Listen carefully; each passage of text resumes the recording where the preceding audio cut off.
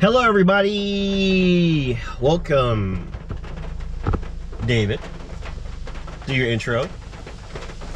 You gonna cut the first part of this off? Maybe. All right, folks. This is Black and White Politics. I'm David. I'm the black guy. This is my buddy Blaine. He's a white guy. Can't you tell? All right. So, Mr. Blaine, why don't you tell these folks this fine evening why we're here today? Well, we're at the Aviation Museum in Pungo, but unfortunately because it's raining and because of this whole thing going on, I was trying to bring my buddy David up in here to show him some of the aircraft that are down that way. They had them out on display for Memorial Day, and I drove through it, but it's raining and it's not open right now. But that's not going to stop us from making this video. This video today, we're going to talk about something from ABC News that I called David about, and I was like, man, we've got to talk about this. And that is what's going on right now in the media, where Trump threatens to close down social media platforms after Twitter fact checks claims on mail-in voting fraud. It says he claims social media is trying to totally silence conservatives. And this is from ABC News, by the way, by Elizabeth Thomas is the article I'm going to link in the description. And we're going to give you guys what we think about this whole thing. Your take first there, Mr. Blaine. All right, let me give you guys my take.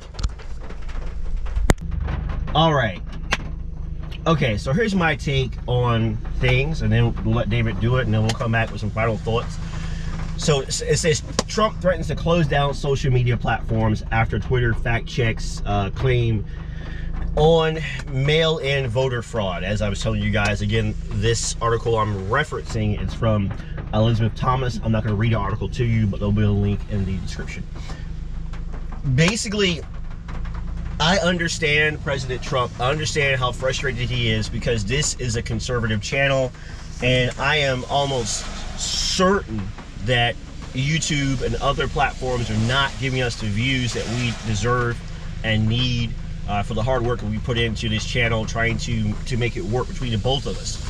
And it's because we're conservative. If we had been a liberal channel, we'd probably already have, you know, 1,000 subscribers, but we're not liberals. And because I'm a black conservative at that, we definitely don't have 1,000. It's difficult. So I understand it, because I feel that the social media and the mainstream media are stifling other points of view that don't agree with the mainstream narrative on many of things that are going on.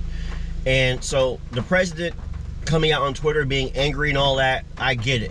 But, and this is with all due respect to the president, but if the president in some way, shape, or form uses his power or his influence in order to frighten social media to be more fair, which again, I get it, because they're not fair. By no means. Not by no means. But if he does that, the danger is, what is to stop, let's say, the lefty libtards from coming in, right? If they get elected again, which I'm sure they will in the future, they get elected again, what's to stop them from coming in and doing all kinds of crazy legislation and tweaking the laws to suit them? And that's right, nothing. That's my fear. Because we have to be real careful about that. As much as Twitter, YouTube, Facebook, and others do not treat conservatives fairly, they don't. Period. We still have to be careful as conservatives when we have power of the things that we do, and think about the consequences of those things that we do in case the other side ever regains power. And that's my thoughts on it. Again, for all due respect to the president, I understand, I feel his frustration. I'm sure David does, but let's hear from David and get his take about this whole thing. So as you can see, I've sat here and tried to be very quiet, because let's just fucking face it. Oops, I'm sorry. It'll be all right. Look, we get silenced and pressed down. Our first freaking 5 videos on this channel had like 200-300 views, and then nothing. it has went down to hardly anything. Right. Now, a lot of that has to do with the fact that, you know, we may not put out as many videos as what people think, but there's 40-something videos. This will be, we're pushing the 50 video mark, and we get suppressed, and you can't tell me we don't. I understand it. Now, let's get to the president and Twitter. It goes like this. President has no right to try to tell a private industry like that how to conduct their business, because you can't open the can of worms, as he was talking about, to give them the chance to come in and do that to you later. Number two, all the platforms, major platforms, except TikTok at this point, has a majority leftist leaning ideas, and it's because they cater to that side of the aisle. That's fine, that's a problem, and that's a privilege. But the problem is when you start trying to silence the conservative voices that I have an issue with, just because you don't like what they have to say. I think it was FDR had fireside chats, right? That's correct. Yeah, I'm pretty sure that they didn't like it when he went on and had direct access to the people, and that's what he used it for, and he was the first president to do that. Go on radio at night and talk directly to the people. This I think is Winston what Churchill did something similar, I believe. That's what I'm talking about in this country. Yeah, I know. But that's what Trump does with Twitter, and the fact that they can't control what he says or does really pisses them off. Now we're going to get into what he was complaining about. Now, mail-in voting fraud.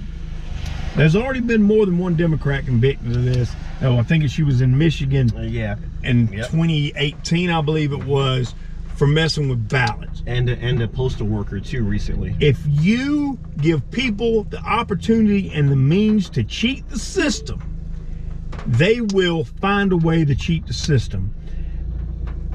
We don't even have voter ID laws in this country, which is stupid, because you got to have a voter ID for everything else. So it just doesn't make any sense to me that, and it's all about manipulating the numbers to get the result that you want. With that being said, there has to be a limit, but they're not going to shut him up.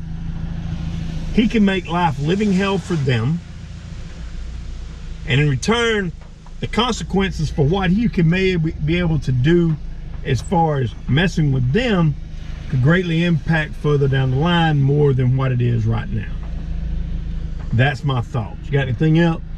No, I agree with everything that David just said. Yeah, he said it well. I couldn't have said it better myself. And again, guys, you know, I believe wholeheartedly in freedom of the press. I just wish that these outlets, these platforms, would just treat conservatives better. You know, I believe in freedom of speech. I mean, you try to be polite, you know, but I know sometimes it's not possible.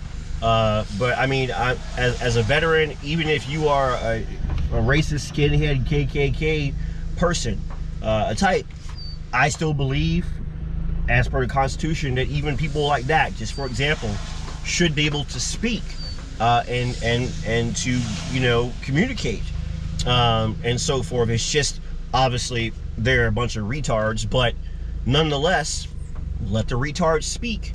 If you don't agree with our conservative message, fine, but let us speak. Don't censor us. Don't try to strangle us. If you don't suppress algorithm where we never get seen. Get seen very, very little. I mean, people are not stupid. People are, well, okay, some people are stupid, but generally speaking, a lot of people are not stupid. Might be misled or whatever. A lot of people are not stupid.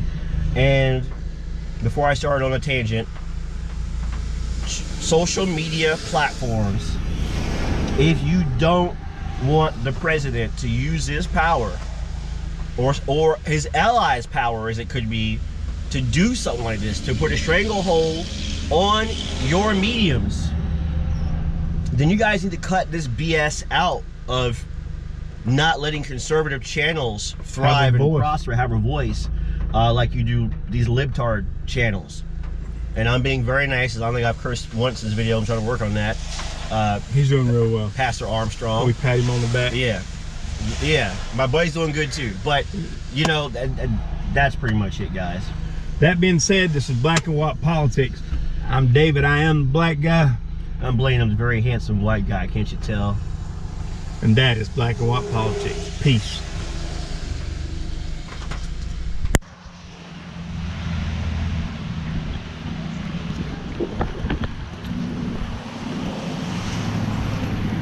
Hey guys, thanks for watching our channel. I'm just gonna add this. We're gonna add this extra piece to it.